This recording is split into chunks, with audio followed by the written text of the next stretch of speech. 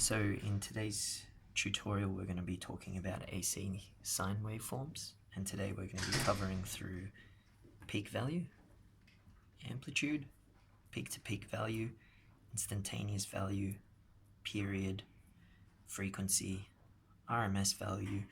We're going to go through a sine waveform, phase shift, and how this can become a cosine waveform.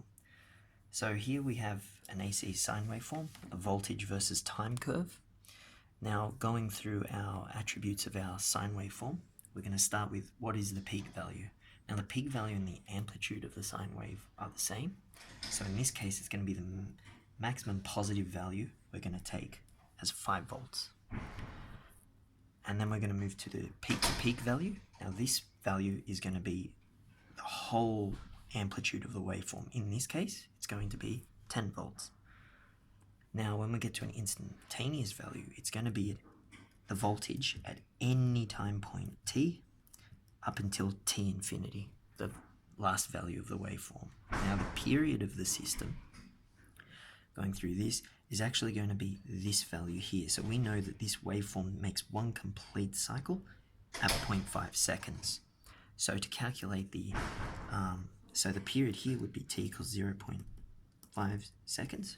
So our frequency would be equal to 1 over t, which is equal to 1 over 0.5, or this can be equal to 2 hertz. So hertz has the units 1 per second, and this is the standard SI form. We're also going to talk about the RMS value. So the RMS value is the root mean square value of the waveform here. And this is denoted by RMS is equal to 0.707 of our amplitude times 5 volts.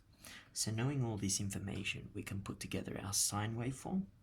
So our sine waveform will be of the notation A sine omega t.